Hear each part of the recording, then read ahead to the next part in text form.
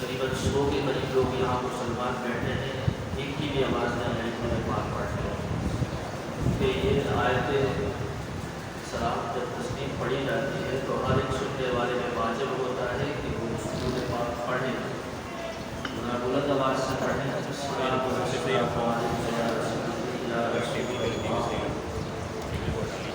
وعلى آلك وأصحابك يا حبيب الله۔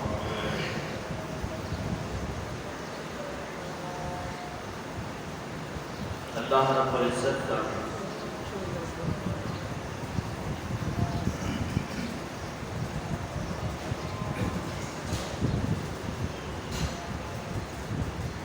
شکر و احسان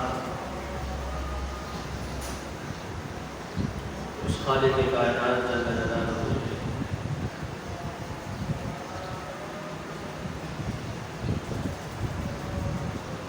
ہمیں اس ماہ مقدسہ کی بابرکت ساعتیں دیکھنا نصیب فرمائی۔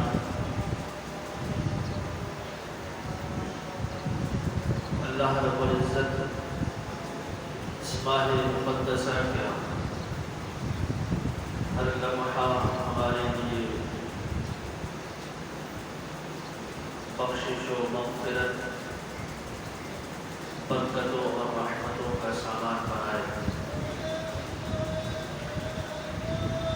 رمضان المبارک کا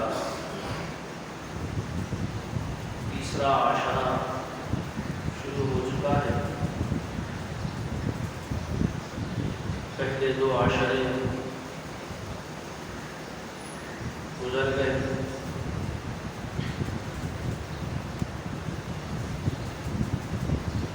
رمضان مبارک کے بارے میں اللہ کے رسول صلی اللہ علیہ وسلم نے ارشاد فرمایا، حضرت سلمان فارسی رضی اللہ تعالی عنہ روایت کرتے ہیں کہ حضور علیہ السلام نے شعبان المعظم کے آخری انجام میں صحابہ کرام علیہ رضوان کو یہ خطبہ ارشاد فرمایا کہ اے لوگوں، قریب تمہارے پاس ایک عظمتوں والا مدینہ آنے والا ہے، تم پر ایک بابرکت عظیم مہینہ سایہ فکر ہونے والا ہے،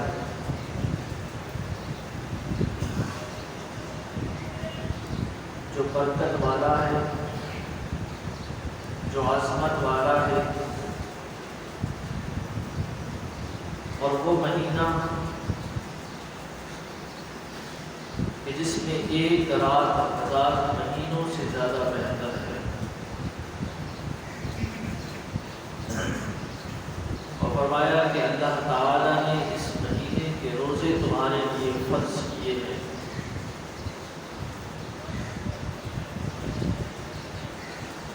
فرمایا کہ اس مہینے کے رات میں قیام، جس میں اللہ رب العزت نے بڑی برکتیں رکھی ہیں، جو اس میں ایک نیکی کا تمہیں اجر و ثواب فرض کے برابر عطا فرماتا ہے۔ یعنی رمضان المبارک میں اگر کوئی ایک نفلی نیکی کرتا ہے، یعنی نفل ادا کرے گا، تو رب ذوالجلال اسے اس نفل کی ادائیگی پر فرض کا اجر و ثواب عطا فرمائے گا۔ یعنی ایسا ہی ہے کہ جیسے اس نے عام دنوں میں ایک فرض ادا کیا ہو۔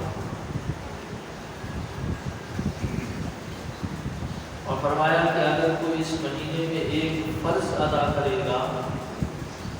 تو اس کو اتنا اجر و ثواب اللہ کی بارگاہ سے ملے گا کہ جیسے اس نے عام دنوں میں 70 70 فرائض ادا کیے۔ اس ماہ مبارکہ میں اللہ تعالی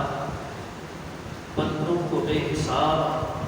عمل پر اجر عطا فرماتا ہے۔ پھر فرمایا کہ یہ مہینہ صبر کا مہینہ ہے اور صبر کا ثواب اللہ تعالی نے جنت رکھا ہے۔ اور فرمایا کہ یہ غم خواری کا مہینہ ہے اور اس مہینے میں مومن کا رزق بڑھایا جاتا ہے۔ پھر فرمایا کہ جو اس ماہ مبارکہ میں روزے دار کو افطار کرائے، فرمایا اس کے گناہوں کے لیے مغفرت دے دی جاتی ہے اور اس کی گردن دوزخ سے آزاد کر دی جاتی ہے۔ اور اس میں افطار کرانے والے کو وہی ثواب اللہ تعالی عطا کرتا ہے کہ جو روزہ رکھنے والے کو عطا کرتا ہے۔ پھر فرمایا صحابہ کرام علیہم رضوان نے عرض کیا رسول اللہ صلی اللہ علیہ وسلم، ہم میں ہر شخص وہ چیز نہیں پاتا کہ کسی کو اچھے انداز سے افطار کرا سکے۔ یعنی ہم میں بہت سے ایسے لوگ ہیں کہ جن کے پاس خود کھانے کے کچھ انتظامات نہیں ہیں، تو ہم لوگوں کو کیا افطار کرائیں گے؟ تو سرکار علیہ السلام نے فرمایا کہ یہ اجر ہر اس شخص کے لیے ہے جو کسی روزے دار کو ایک گھونٹ دودھ سے یا ایک کھجور سے روزہ افطار کرا دے، یا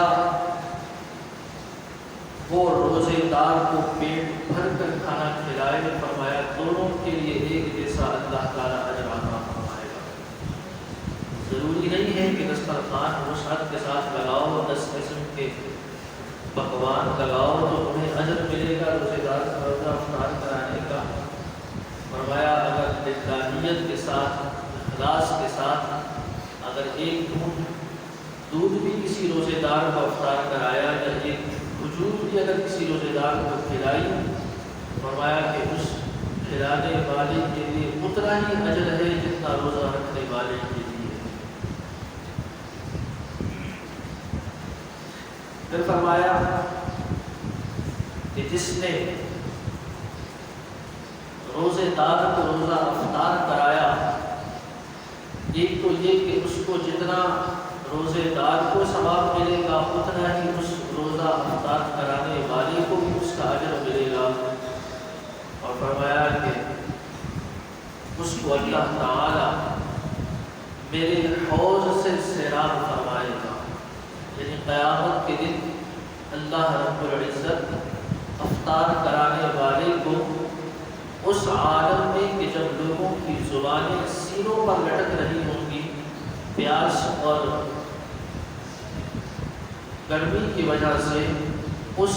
سخت دور کے اندر اللہ تعالیٰ اسے حوض کوثر سے سیراب فرمائے گا۔ فرمایا یہاں تک کہ اسے جنت میں داخلہ عطا کر دیا جائے گا۔ پھر فرمایا کہ یہ وہ مہینہ ہے کہ اس کا پہلا حصہ رحمت ہے، یعنی اس کے شروع کے جو 10 دن ہے، پہلا عشرہ ہے وہ رحمت ہے، اور اس کا درمیانی حصہ مغفرت ہے۔ فرمایا کہ اس کا آخری حصہ وہ جہنم سے آزادی کا حصہ ہے۔ اور فرمایا کہ جو اپنے غلام پر، اپنے ملازم پر اس مہینے میں تخفیف کرے گا، یعنی اس سے کام تھوڑا لے گا، کام میں نرمی کرے گا، فرمایا کہ اللہ تعالیٰ اسے بخش دے گا اور جہنم سے آزادی عطا فرما دے گا، جیسے اس نے اپنے ملازم کو کام سے آزادی عطا فرمائی۔ یہ سارا خطبہ اللہ کے رسول صلی اللہ علیہ وسلم نے سن 2 ہجری میں شعبان المعظم کے مہینے میں صحابہ کرام علیہ رضوان کے سامنے ارشاد فرمایا۔ اس لیے کہ رمضان مبارک کے روزے مسلمانوں کے لیے مدینہ منورہ میں سن 2 ہجری کو فرض کیے گئے۔ حضور علیہ السلام جب مکہ مکرمہ سے ہجرت فرما کر مدینہ منورہ تشریف لائے تو اس کے دوسرے سال اللہ تعالی نے اپنے محبوب جناب محمد رسول اللہ صلی اللہ تعالی علیہ وسلم کو امت کے لیے یہ رمضان مبارک کے روزوں کا تحفہ عطا فرمایا، اور پھر اللہ کے رسول صلی اللہ علیہ وسلم نے امت کو یہ ساری بشارتیں عطا فرمائیں کہ اتنا عظیم اور بابرکت مہینہ تمہارے پاس آنے والا ہے، لہذا کوئی شخص اس سے محروم نہ رہے۔ یہ سب کچھ بتانے کا مقصد یہی ہے کہ لوگ اللہ تعالی کی جانب سے عطا کردہ ان انعامات سے فائدہ اٹھائیں اور اپنی بخشش اور مغفرت کا سامان کریں۔ اور یہ ماہ مبارکہ جس کے بارے میں اللہ کے رسول نے فرمایا کہ اولہ رحمت، کہ اس کا پہلا حصہ رحمت ہے، وَأَوْسَطُهُ مَغْفِرَةٌ، اس کا درمیانی حصہ مغفرت ہے، وَآخِرُهُ عِتْقٌ مِّنَ النِّيرَانِ، اور آخری حصہ جہنم سے آزادی کا ہے۔ یعنی اللہ تعالی بے شمار رحمتیں اپنے بندوں پر کثرت کے ساتھ اتارتا ہے، اور حضرت شیخ محقق شیخ عبدالحق محدث دہلوی رحمۃ اللہ تعالی علیہ نے فرمایا، جو حدیث پاک میں آیا کہ اس ماہ مبارکہ میں آسمان کے دروازے کھول دیے جاتے ہیں۔ اللہ کے رسول نے فرمایا کہ ماہ صیام میں، رمضان کے روزوں کے مہینے میں آسمان کے دروازے کھول دیے جاتے ہیں اور جنت کے دروازے کھول دیے جاتے ہیں اور جہنم کے دروازوں کو بند کر دیا جاتا ہے۔ شیخ محقق فرماتے ہیں کہ یہ آسمان کے دروازے کھلنے کا کیا مطلب ہے؟ فرمایا کہ اس سے مراد یہ ہے کہ اللہ تعالی کی رحمتیں پے در پر تسلسل کے ساتھ اس پورے مہینے میں اپنے بندوں پر اترتی رہتی ہیں اور کثرت کے ساتھ اترتی ہیں۔ فرمایا کہ جنت کے دروازے کھول دینے کا کیا مقصد ہے؟ فرمایا کہ اللہ تعالی اس ماہ مبارکہ میں اپنے بندوں کو نیک اعمال کرنے کی مزید توفیق عطا فرما دیتا ہے، مزید ان کے دلوں میں عبادت کا شوق پیدا کر دیتا ہے۔ اور یہ حقیقت ہے کہ عام مہینوں کے مقابلے میں رمضان المبارک کے مہینے میں انسانوں کا ذوق عبادت کے لحاظ سے مثالی ہوتا ہے۔ پوری دنیا میں رہنے والے مسلمان اگرچہ کوئی شخص غیر رمضان عمل سے خالی بھی ہو تو وہ بھی کم از کم رمضان المبارک میں اعمال صالحہ کی کثرت کرتا ہے، نمازوں کی پابندی کرتا ہے، رمضان کے روزوں کی پابندی کرتا ہے، تراویح کی پابندی کرتا ہے، صدقہ و خیرات کی وہ کثرت کرتا ہے۔ فرمایا کہ یہ جو بندوں کے اندر نیک اعمال کی جو شوق پیدا ہو جاتا ہے اور ان کے اندر نیک اعمال کی جو کثرت پیدا ہوتی ہے، اس سے مراد یہ ہے کہ اللہ تعالیٰ نے اپنے بندوں کے لیے جنت کے دروازوں کو کھول دیا ہے، اور فرمایا کہ جہنم کے دروازے بند کر دیے جاتے ہیں۔ اس سے مراد یہ ہے کہ انسان کا دل برے اعمال سے ہٹ جاتا ہے، یعنی جو کثرت کے ساتھ لوگ دیگر مہینوں میں برائیوں میں مبتلا ہوتے ہیں، ان میں سے اکثر ایسے ہوتے ہیں کہ جو رمضان المبارک کے مہینے میں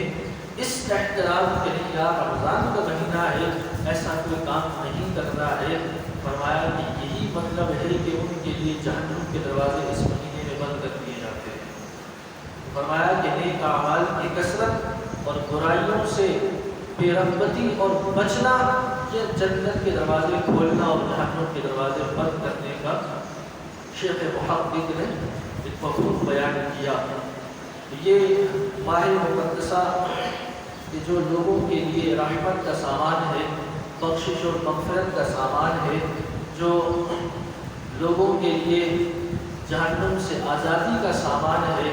اللہ تعالیٰ اس میں سے ہمیں وافر حصہ عطا فرمائے۔ آج 21 رمضان مبارک ہے اور آخری عشرے کا پہلا دن ہے، اور 21 رمضان مبارک اسے ایک نسبت اس لحاظ سے بھی حاصل ہے کہ آج کے دن یعنی 21 رمضان مبارک کا دن یہ حضرت مولائے کائنات حضرت علی المرتضیٰ رضی اللہ تعالی عنہ شیر خدا ان کا یوم شہادت بھی ہے، اور حضرت علی کرم اللہ وجہہ الکریم انہیں اللہ کے رسول صلی اللہ علیہ وسلم سے جتنی نسبتیں حاصل ہیں، اسی لحاظ سے اسی امید پر نبی کریم علیہ السلام کی امتی کو ان سے اتنی ہی زیادہ محبت اور عقیدت ہے۔ حضرت مولائے کائنات سیدنا علی المرتضیٰ رضی اللہ تعالی عنہ جن کے بارے میں سرکار علیہ السلام نے فرمایا کہ کسی مومن کے دل میں علی کی نفرت پیدا نہیں ہو سکتی، اور کسی منافق کے دل میں علی کی محبت پیدا نہیں ہو سکتی۔ یعنی علی کی محبت اگر کسی کے دل میں ہے تو وہ منافق نہیں ہے، اور اگر علی کی نفرت کسی کے دل میں ہے تو وہ مومن نہیں ہو سکتا۔ یہ حضرت سیدنا علی المرتضیٰ رضی اللہ تعالی عنہ جو جلیل القدر صحابی بھی تھے، سرکار علیہ السلام کے اہل بیت کے عظیم فرد بھی تھے ہیں، اور حضرت سیدنا فاطمہ الزہرا رضی اللہ تعالی عنہ کے شوہر بھی حضرت حسنین کریمین رضی اللہ تعالی عنہما کے والد گرامی بھی اتنی عظیم اور بابرکت شخصیت یقیناً امت کے لیے ایک فخر کا سامان ہے۔ لیکن افسوس کا مقام یہ ہے کہ حضرت مولائے کائنات رضی اللہ تعالی عنہ کو اللہ تعالی نے جتنا بڑا مرتبہ اور مقام عطا فرمایا، اور سرکار علیہ السلام نے حضرت مولائے کائنات کے بارے میں جتنے فضائل بیان فرمائے، یعنی حضور علیہ السلام کی زبان اقدس سے جتنے فضائل حضرت علی کرم اللہ وجہہ الکریم کے لیے بیان ہوئے، اتنے کسی صحابی کے لیے بیان نہیں ہوئے۔ جتنی کثرت کے ساتھ فضائل حضرت مولائے کائنات کے لیے اللہ کے رسول نے بیان فرمائے، اتنی کثرت کے ساتھ کسی صحابی کے لیے فضائل بیان نہیں ہوئے۔ یہ فضائل کی کثرت کی بات ہو رہی ہے، فضیلت کی بات نہیں ہو رہی۔ فضائل بیان کرنا اور ہے، فضیلت بیان کرنا اور ہے۔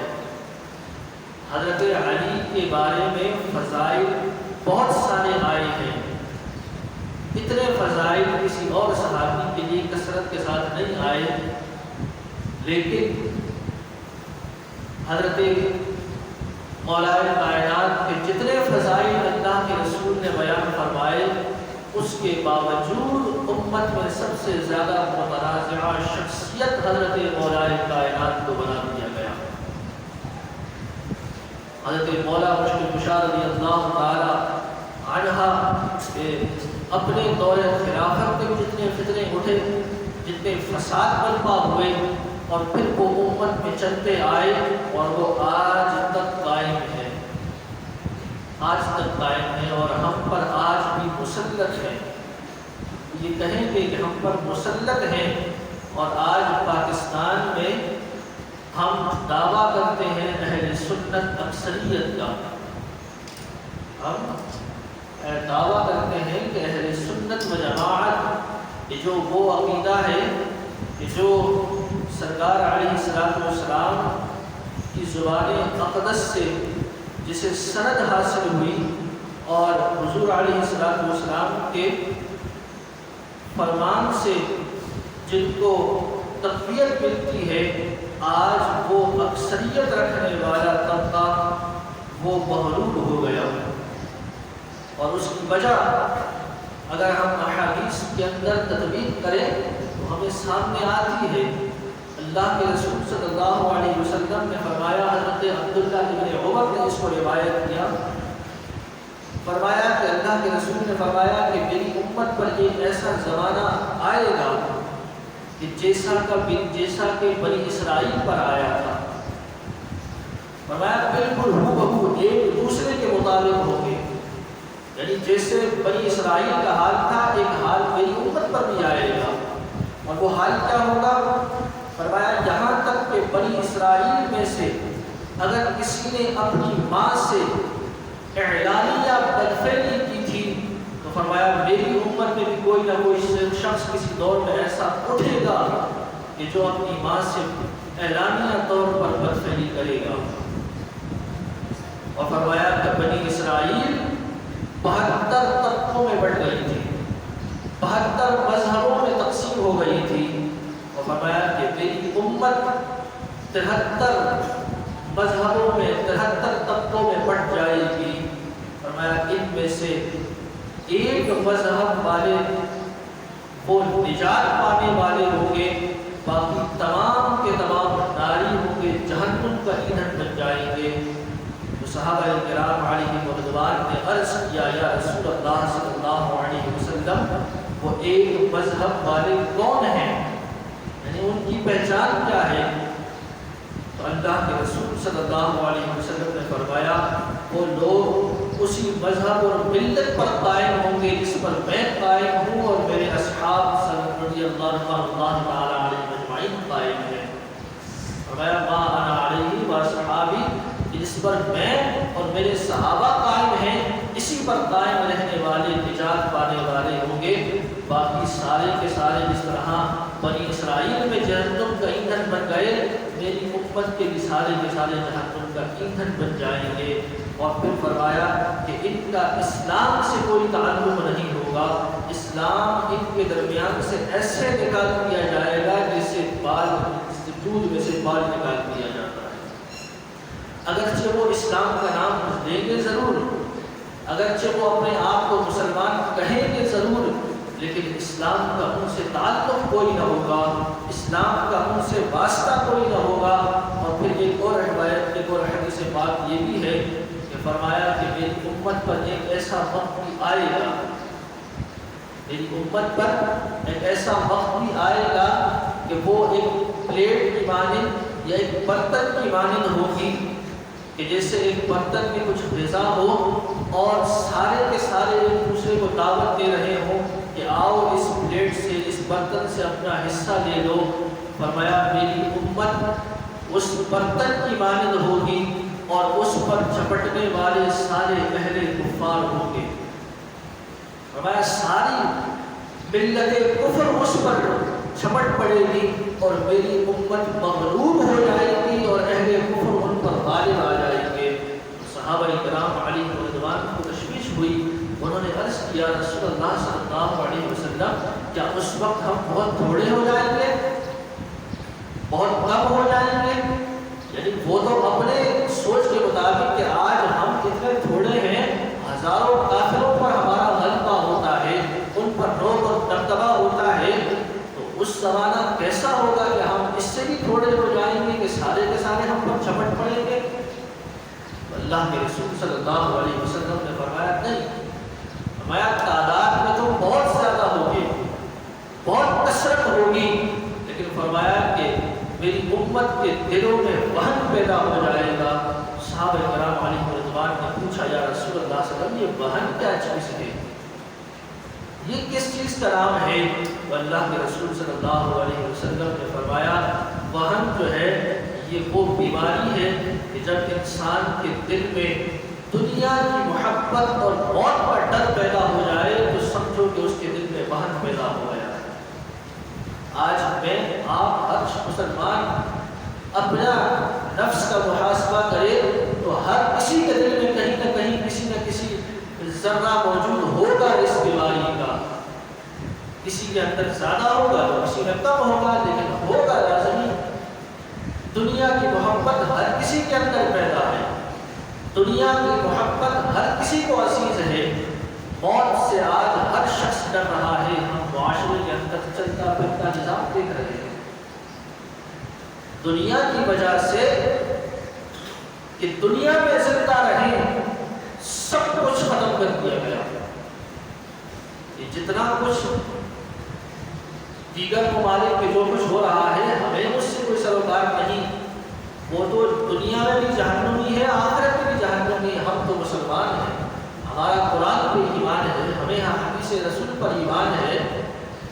لیکن لوگ ایک دوسرے سے فاصلہ رکھ رہے ہیں کہ ہمیں موت نہ آ جائے، لوگ ایک دوسرے سے ہٹ رہے ہیں کہ ہمیں موت واقع نہ ہو جائے، لوگ ایک دوسرے سے ملنے سے کترا رہے ہیں کہ ہمیں موت واقع نہ ہو جائے۔ بدبختو، رب نے تمہارے لیے جو موت کا وقت مقرر کیا ہے، دنیا کی کوئی طاقت تمہارے لیے اس وقت سے پہلے موت لا نہیں سکتی۔ کتنا کمزور ایمان ہے، کتنا کمزور ایمان ہے۔ ٹکوں پر بک گیا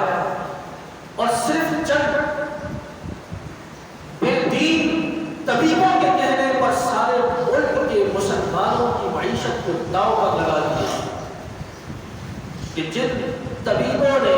جن معالجین نے خود میرے خیال سے کبھی ان کو سجدوں کی توفیق نہ ملی ہوگی اور وہ لوگوں کے کروڑوں اربوں لوگوں کی عبادت کا فیصلہ کرنے کے لیے تیار ہو گئے۔ انہیں اللہ کی ذات پر یقین نہیں ہے، اگر ہوتا تو ایسا فیصلہ کبھی نہ ہوتا۔ اور پھر ہمارے یہاں سرکاری گولیوں کی کمی نہیں ہے۔ جس طرح پہلے زمانے میں جو بادشاہ ہوتے تھے وہ اپنے جو کالے کرتوت ہوتے تھے ان کو اسلام کا لبادہ اڑانے کے لیے دربار کے اندر سرکاری گولوی رکھتے تھے، درباری گولوی رکھتے تھے کہ بادشاہ اگر کوئی غلط کام کرے گی تو وہ گولوی اس غلط کام کو اسلام کا روپ پہنا کر، جس طرح دین اکبری کے بھی بہت سارے مولویوں نے جو ہے وہ دفاع کیا۔ کیا اس زمانے میں سرکاری مولوی نہیں ہو سکتے؟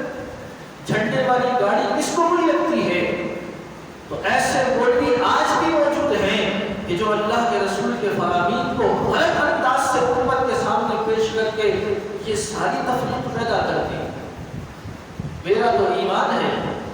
کہ رب نے جو میرے لیے وقت مقرر کیا ہے،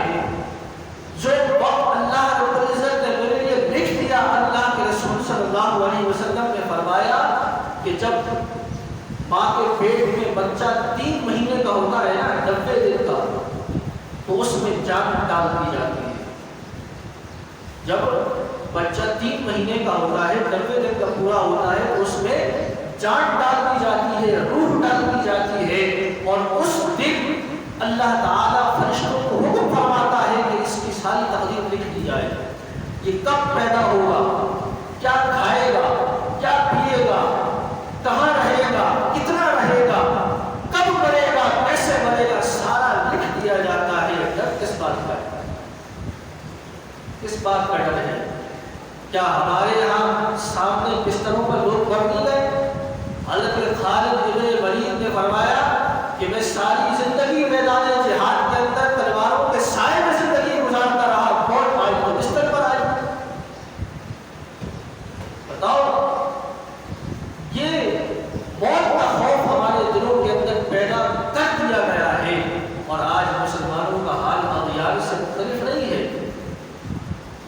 لوگ بہانے ڈھونڈ رہے ہیں، اور پھر ایک ایسا طبقہ ہم پر مسلط ہو گیا کہ جو اتنی مٹھی بھر ہیں لیکن وہ اتنے ساروں پر مسلط ہو گئے۔ یعنی آج آپ صورتحال دیکھیں تو سارے شہر کو بند کر کے اس ایک طبقے کو کھول دیا گیا کہ تم جو چاہو وہ مسلط ہو جاؤ، جیسا چاہو کرتے پھر جاؤ، آج سارے جنگل غائب ہو گئے، آج سارے کے سارے تمام خان غائب ہو گئے، آج سارے کے سارے وہ والدین جو رو رو کر آنسو بہا رہے تھے 1 مہینہ پہلے کہ جناب مسجدیں کیوں کھولنی ہے، لوگ بڑھ جائیں گے، ہمارے پاس جگہ نہیں ہے، ہمارے پاس فلاں نہیں ہے، تم کیا مسیحا بن گئے؟ چند بے دینوں نے تمہیں مسیحا کیا کہا، تم لوگوں کی موت کا فیصلہ کرنے والے بن گئے۔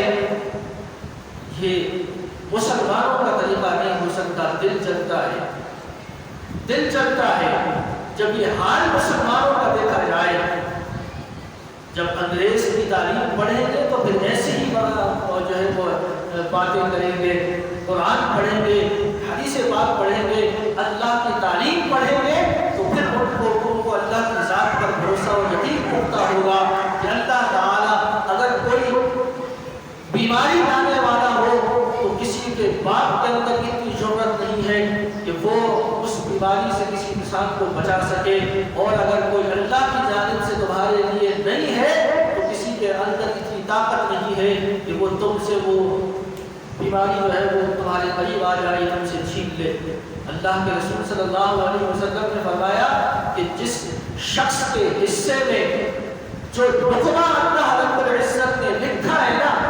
یعنی میں نے آج جو لقمہ اپنے منہ میں ڈالنا ہے، چاہے امیر ہو، غریب ہو، فقیر ہو، کوئی بھی ہو، جو لقمہ اللہ تعالیٰ نے لکھا ہے، فرمایا ساری دنیا کی طاقتیں مل کر بھی اگر اس سے وہ لقمہ چھیننا چاہیں تو نہیں چھین سکتے۔ اللہ کے رسول نے فرمایا کہ جو لقمہ اللہ تعالیٰ نے جس شخص کی قسمت میں نہیں لکھا، ساری دنیا کی طاقتیں مل کر اس کو وہ کھلانا چاہیں تو وہ کھا نہیں سکتا، کھا نہیں سکتا۔ یہ ہمارا ایمان ہے۔ جو بیماری رب نے ہماری قسمت میں تقدیر میں لکھی ہے وہ ہم سے کوئی بچا نہیں سکتا، اور جو رب نے نہیں لکھی تو وہ ہمیں کوئی لگا نہیں سکتا۔ اللہ تعالیٰ ہمیں ایمان کی پختگی عطا فرمائے، اور ہر ایک شخص سننے والا وہ اس چیز کو یقین رکھے کہ کوئی انسان جو ہے وہ کسی کو کوئی نقصان پہنچا نہیں سکتا، یہ اللہ تعالیٰ کی طرف سے ہے۔ اللہ تعالیٰ ہمیں عمل کی توفیق عطا فرمائے۔ پورے ایک ساتھ جیسے انہوں نے کہا ہے ڈر خوف اللہ کا ہونا چاہیے، تو اللہ